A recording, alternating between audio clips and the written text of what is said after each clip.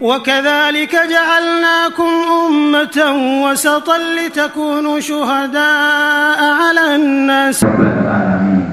Hadirin jamaah rahimakumullah, di dalam kesempatan yang baik ini mari kita kaji sejenak tentang mengapa Allah itu mewajibkan puasa bagi hambanya, termasuk kita umatnya Nabi Muhammad Sallallahu Alaihi Wasallam. Hadirin jamaah rahimakumullah, di surat Al-Baqarah 183 yang sudah sering dibaca oleh para imam, itu jelas sekali bahwa puasa itu kewajiban langsung dari Allah, termasuk rukun Islam. Dan ini adalah merupakan kewajiban yang harus dijalankan oleh umat Islam yang telah mengaku bersyahadat, mengaku beriman, dan mengaku taat kepada Allah dan Rasul-Nya. Jika tidak, maka mereka adalah telah melakukan dosa besar. Bahkan kalau disengaja ditolak, tidak percaya adanya kewajiban puasa, maka itu masuk kafir. Naudzubillahi min dzalik. Demikian penjelasan para ulama. Meskipun tidak terang-terangan menyatakan kafir, tetap tidak terus terang menolak perintah puasa, tapi kadang-kadang ada kita dengar orang nyeletuk, ya, ngapain puasa, lapar-lapar, ya, yaitu susah, lemah, tiada berdaya, haus dan sebagainya. Itu hanya ditipu oleh orang Arab saja. Cara Jawane dibujui orang Arab tok. Itu walaupun secara langsung tidak menolak, hakikatnya itu sama dengan menolak rukun Islam tentang kewajiban puasa. Jamaah rahimakumullah, maka orang semacam itu jelas tidak jelas imannya, bahkan mungkin adalah masuk kelompok yang menentang perintah Allah yang dalam istilahnya disebut kafir. Naudzubillahi min dzalik. Jamaah rahimakumullah, puasa itu telah diwajibkan oleh Allah tidak hanya kepada kita, tetapi juga kepada umat-umat sebelum kita, termasuk umatnya Nabi Musa, umatnya Nabi Isa, meskipun jumlah hari puasanya berbeda. Kalau di zaman Nabi Musa, puasa itu 40 hari, termasuk di zaman Nabi Isa. Dan di zaman kita bisa 29 hari, bisa 30 hari. Dalam arti praktis 1 bulan. Tergantung umur bulan itu, apakah 29, apakah 30 hari, tergantung pada saat itu. Itulah kewajiban puasa bagi kita. Dan gunanya adalah la'allakum tattaqun. Tujuan Allah mewajibkan kita puasa ini supaya kita ini tetap bertakwa kepada Allah dan juga meningkatkan ketakwaan kita kepada Allah. Jadi secara rohani atau spiritualitas itu tujuan utama yang paling pokok. Dan tujuan rohani yang lain adalah juga yaitu melatih kesabaran, melatih kedisiplinan, juga menekan hawa nafsu yang meluncur ke bawah. Karena Allah tahu persis makhluk ciptaannya ini, kalau manusia dilos hawa nafsunya itu nggak pernah berhenti. Apa yang dia inginkan terus akan semakin tambah terus. Semakin ia menginginkan akan semakin terus, tidak akan berhenti. Karena itulah sifat elastisnya, yaitu nafsu. Maka oleh Allah diberi cara, metode untuk menghentikan itu dengan berpuasa, menahan makan, menahan minum, dan menahan yaitu nafsu seksual, serta ucapan-ucapan, perkataan-perkataan yang tidak baik. Artinya juga hati-hati yang kotor, itu semua supaya dibersihkan di dalam istilahnya digembleng di bulan Ramadan ini. Hadirin jamaah rahimakumullah, tidak hanya manfaat secara spiritual atau rohani, juga manfaat secara fisik atau kesehatan itu luar biasa, di mana para ahli atau dokter yang berkompeten itu menjelaskan bahwa manfaat hikmah puasa bagi kesehatan itu diantaranya adalah yang pertama akan sebagai detoksifikasi racun-racun kita yang ada di tubuh kita yang selama 11 bulan itu kita isi terus dengan makanan-makanan dan minuman berbagai macam yang kita maui.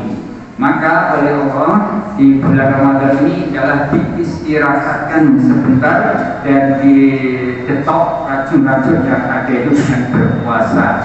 Kemudian juga menurut para ahli mengatakan bahwa puasa ini juga untuk perbaikan jantung dan juga untuk pencernaan serta untuk kecerdasan otak kita manusia. Jadi orang puasa itu jangan lemas dan jangan malah tidak cerdas, justru akan cerdas menurut para ahlinya. Maka hadirin yang dirahmati Allah sementara secara umum filsafat tasri'iyahnya filosofis diundangkan hukum puasa itu adalah jelas sekali bahwa pasti membawa manfaat bagi kehidupan manusia ya. Bagi kehidupan manusia, karena itu diperintah oleh Allah pasti bermanfaat.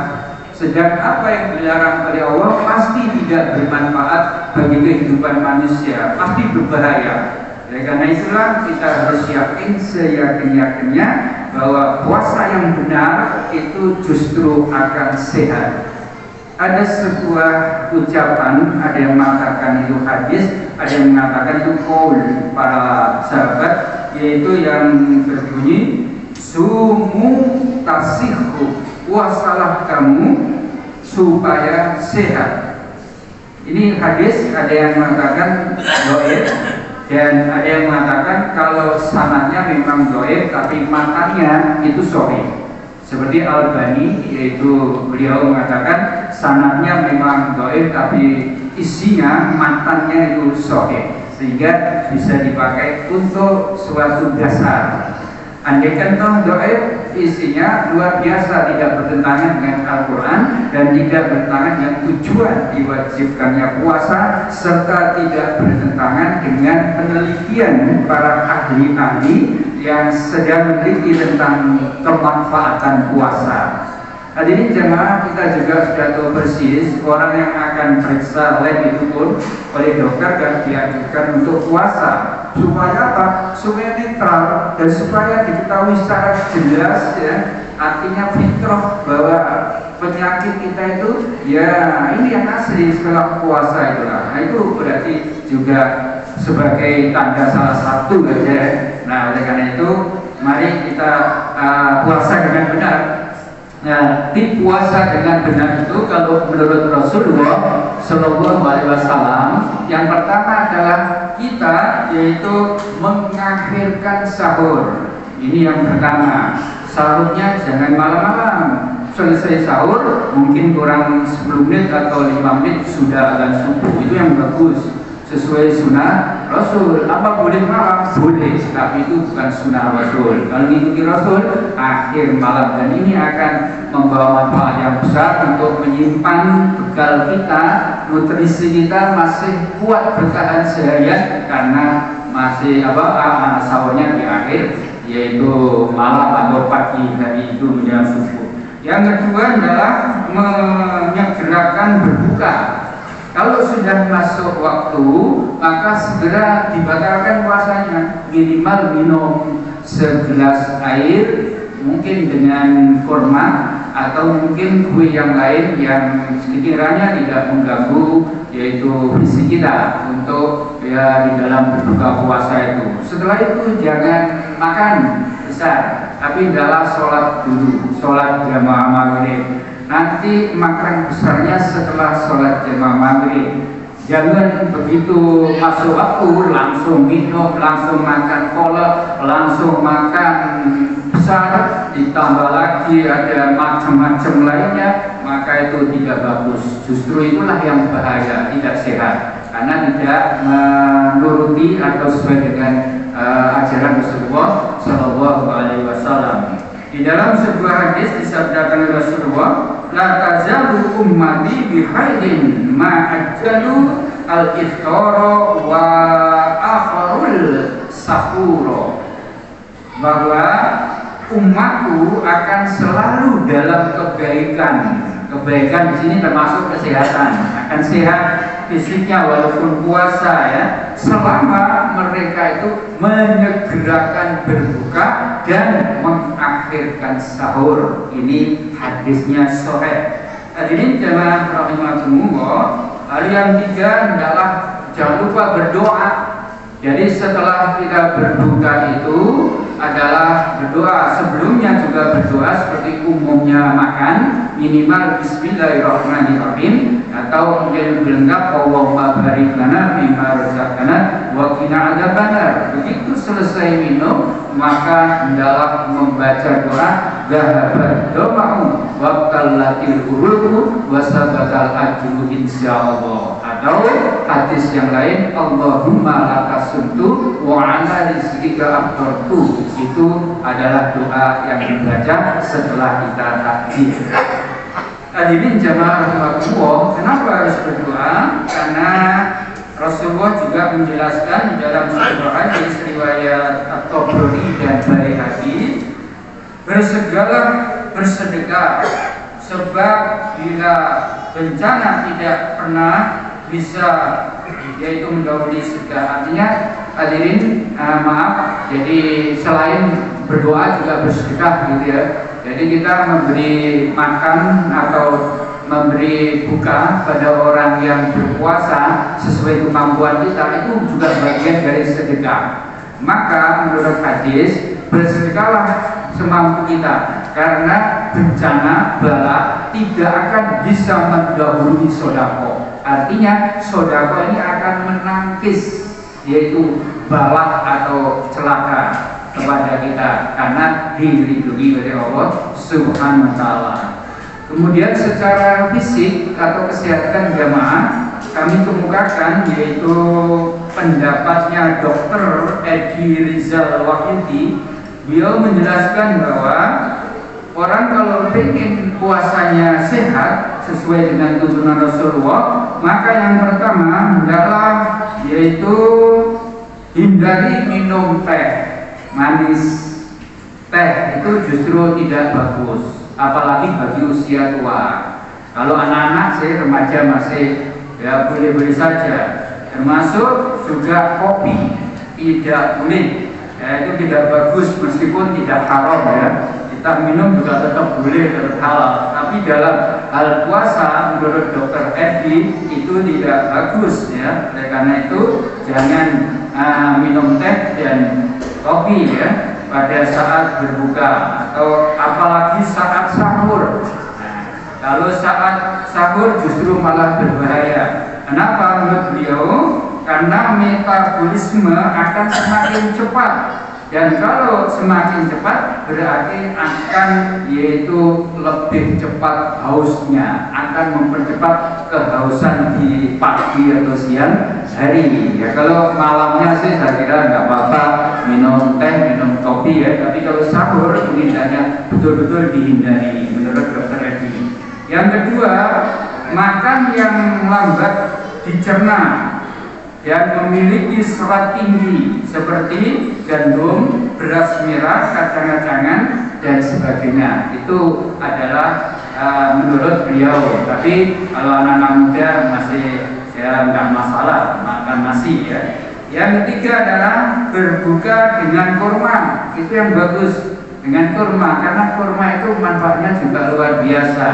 Kurma bisa dimakan langsung, yaitu mungkin 3 butir sampai 5 butir, atau mungkin di jus dengan air panas atau air hangat, itu lebih bagus. Apalagi ditambah dengan jeruk nipis dan juga mungkin madu ya, atau minyak zaitun, itu itu akan lebih bermanfaat bagi orang yang berpuasa ya.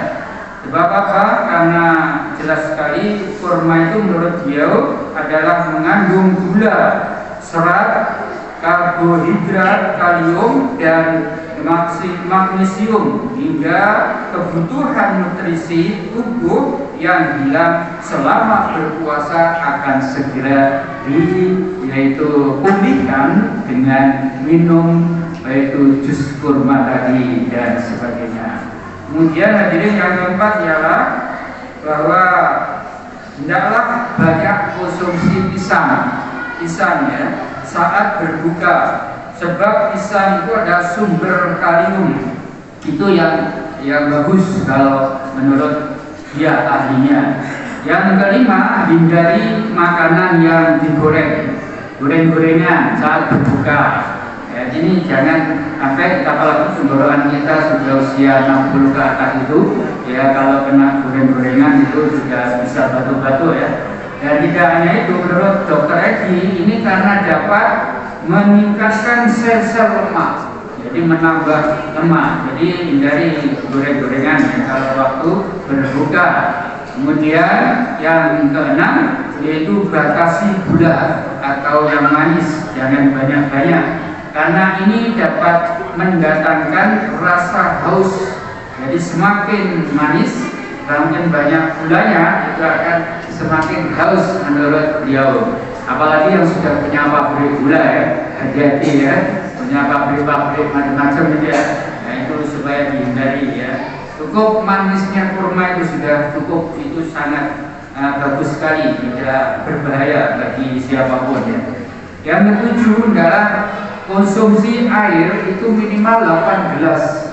Pada saat berbuka itu 2 gelas, di malamnya itu adalah 4 gelas dan sahurnya 2 gelas. Itu anjurannya.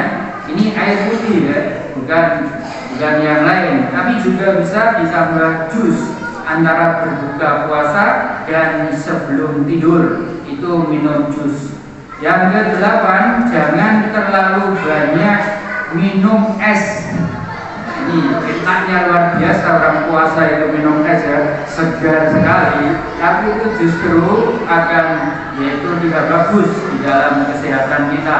Kenapa? Karena menurut Dr. Edi bahwa banyak minum es itu akan yaitu memudahkan lebih kenyang ya. Jadi cepat kenyang. Nah kalau sudah kenyang menurut beliau ini maka akan malas makan menu yang lainnya, sehingga isinya hanya yaitu minum air es saja yang banyak. Maka ini berbahaya bagi tubuh kita karena tidak ada nutrisi lain ya. Oleh karena itu hindari kebanyakan minum es ya. Yang terakhir ialah yang ke-9 bahwa tetap walaupun di bulan suci Ramadan kita dianjurkan untuk berolahraga. Olahraga yang ringan ya, pagi atau menjelang berbuka, yaitu minimal senam lah atau gerak-gerakan badan kita. Ini kalau tim puasa bisa jadi sehat sesuai sabda Rasulullah Nabi, sumu kasihku, puasalah kamu, insya Allah sehat. Kalau sudah tipnya benar sesuai dengan tuntunan Allah dan Rasulnya, kok masih sakit, berarti itu ujian dari Allah, dan itu akan mendapatkan suatu hikmah yang besar di balik itu insya Allah. Tapi kalau tipnya belum benar, kok sakit, ya itulah peringatan dari Allah, puasanya tidak sesuai dengan tuntunan Rasulullah Shallallahu Alaihi Wasallam. Demikian mudah-mudahan kita diberi kekuatan oleh Allah lahir batin sehingga bisa menjalankan ibadah puasa ini dengan sebaik-baiknya dan sampai tuntas. Dan jangan lupa kalau tarawih ikuti imam sampai witir. Karena kalau ikut imam sampai witir, pahalanya itu sama dengan sholat semalam suntuk. Tapi kalau tidak ikut imam, tidak ada jaminan itu, ya. Karena itu boleh, ya sholat sendiri witirnya di rumah, dan itu juga bagus. Tapi tidak ada jaminan yang mengatakan bahwa sholat witir di malam hari itu mendapat pahala, yaitu yaitu sama dengan melakukan sholat malam semalam suntuk. Sedang yang sholat witir bersama imam itu dijamin yaitu akan mendapatkan pahala semalam suntuk, sebagaimana hadis diriwayatkan oleh Ahmad, Tirmidzi dan Abu Dawud. Demikian, kurang lebihnya mohon maaf. Selamat menjalankan ibadah puasa. Semoga Allah menerima amal kita semua. Amin. Demikian, kurang lebihnya mohon maaf. Fastabiqul khairat, nasrul minallah wa fathul barik. Assalamualaikum warahmatullahi wabarakatuh.